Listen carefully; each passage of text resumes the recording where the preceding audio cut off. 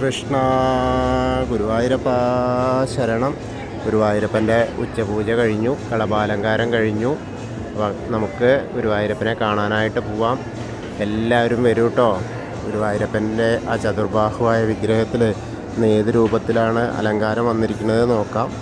അങ്ങനെ നമ്മൾ വരുമ്പോൾ ആദ്യം തന്നെ കിഴക്ക് വശത്തുള്ള ആ ഗണപതി ക്ഷേത്രത്തിൽ വന്നിട്ട് ഗണേശനെ തൊഴുത് അനുഗ്രഹമൊക്കെ വാങ്ങിയിട്ട് നേരെ വരാം. അങ്ങനെ വന്ന് ആ ഗോപുരവാതിൽ കടന്ന് ആ വാതിൽപ്പടി കയറി അകത്തേക്ക് നോക്കുകയാണ്. അപ്പോൾ അങ്ങനെ നോക്കുമ്പോൾ ഇടത്തെ ഭാഗത്തെ മേൽപ്പത്തൂരിനെ ഒന്ന് സ്മരിക്കാം ആ പീഠം കാണുമ്പോൾ. അതേപോലെ വലത്തെ ഭാഗത്തുള്ള ആദ്യത്തെ തൂണിൽ ആ മേൽപ്പത്തൂരിനെ ആ നരസിംഹാവതാരം കാണിച്ചു കൊടുത്ത ആ തൂണൊന്ന് നോക്കി തൊഴാം. അതിന് ശേഷം ശ്രീലകത്തേക്ക് ഇങ്ങനെ നോക്കുക. അപ്പോൾ ആ നെയ്വിളക്കിൻ്റെ പ്രഭാവത്തിൽ നമ്മുടെ പൊന്നുണ്ണിക്കണ്ണൻ ഏത് രൂപത്തിലാണ് നിൽക്കുന്നത് നോക്കാം. ആ കാൽത്തളകൾ കാണാനുണ്ട്, കാൽപാദങ്ങൾ കാണാനുണ്ട്. അങ്ങനെ മുകളിലേക്ക് നല്ല വീതി പട്ട് എടുത്തിട്ടുണ്ട്.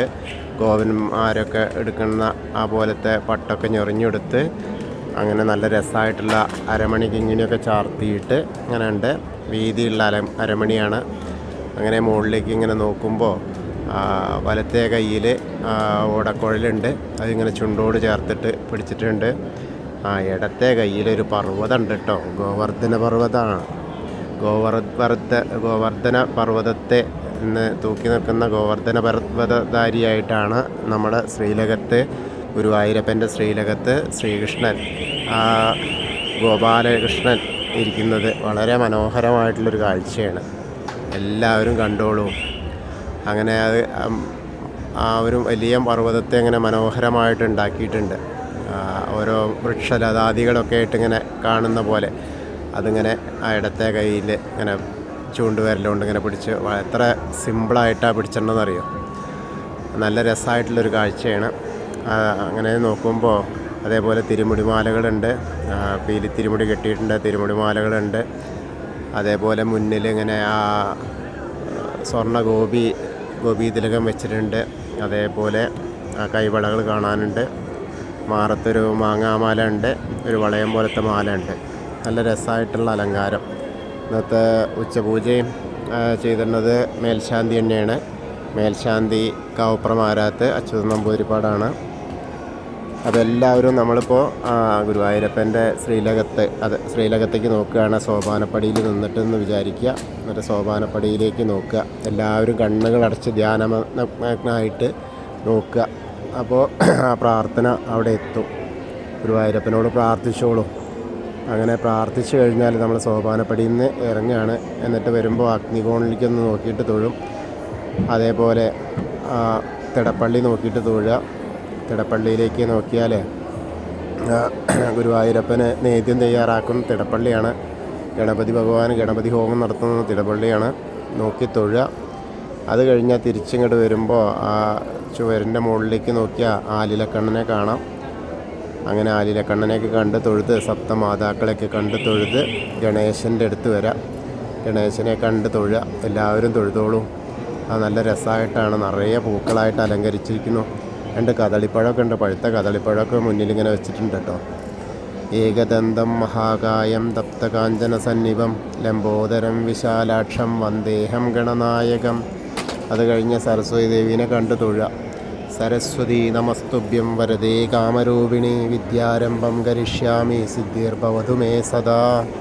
അങ്ങനെ സരസ്വതി ദേവീനെയും കണ്ട് തൊഴുത് നമ്മൾ അവിടുന്ന് ഇങ്ങനെ വരുമ്പോൾ ആ കോർണറിൽ എത്തിയാൽ ചെറിയ ഗണേശൻ്റെ വിഗ്രഹം കാണാം. അതൊന്ന് തൊട്ട് തഴുകൂടാം. പിന്നെ മത്സ്യം, കൂർമ്മം, വരാഹം, നരസിംഹം വരെയുള്ള രൂപങ്ങളൊക്കെ കാണാം. അത് കഴിഞ്ഞ് മേൽശാന്തിയുടെ അടുത്ത് നിന്ന് അർച്ചന പ്രസാദമൊക്കെ വാങ്ങിയിട്ട് തൊടാം. അതിനുശേഷം ആ വാമനരൂപം കാണാം. പിന്നെ ഗജേന്ദ്രമോക്ഷത്തിൻ്റെ രൂപം കാണാം. പിന്നെ മഹാവിഷ്ണു, ഗരുഡാരൂഢനായ മഹാവിഷ്ണുവിനെ കണ്ട് തൊഴാം. പിന്നെ അനന്തശായിയായ പത്മനാഭനെ കണ്ട് തൊഴാം. അവിടെ നിറയെ മാലകൾ ഇങ്ങനെ വിധാനമായിട്ട് ചാർത്തിയിട്ടുണ്ട്. എല്ലാവരും കണ്ട് തൊഴുതോളും. അത് കഴിഞ്ഞാൽ ശ്രീകോവിലിൻ്റെ പുറകുവശത്ത് വന്നിട്ട് സാഷ്ടാംഗം നമസ്കരിക്കുക. അത് കഴിഞ്ഞ് തിരിച്ചിങ്ങനെ വരുമ്പോൾ ശ്രീരാമചന്ദ്രനെയും ബലരാമനെയും അതേപോലെ ആ ഭാർഗവരാമനെയൊക്കെ കണ്ട് കൃഷ്ണനെയൊക്കെ കണ്ട് വരാം.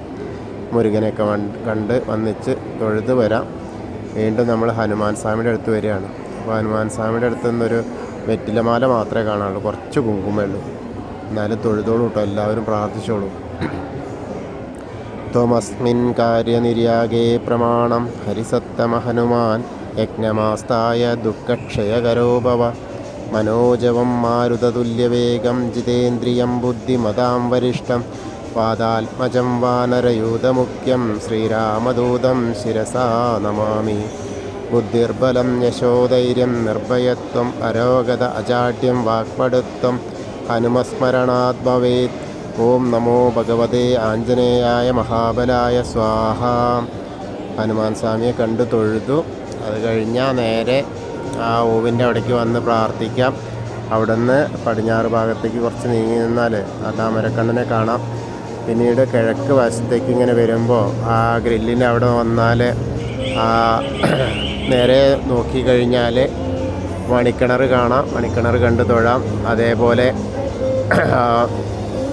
നൃത്താറയിലേക്ക് നോക്കിയിട്ട് നൃത്താറയിൽ നമ്മുടെ പൊന്നുണ്ണിക്കണ്ണൻ നൃത്തം ചെയ്യുന്നതായിട്ട് സങ്കല്പിച്ച് നോക്കാം. അപ്പോൾ അതും പ്രതീക്ഷിച്ച് അങ്ങനെ ഒരു പ്രതീക്ഷയിൽ നമുക്ക് ഗുരുവായൂരപ്പനെ കാണാം.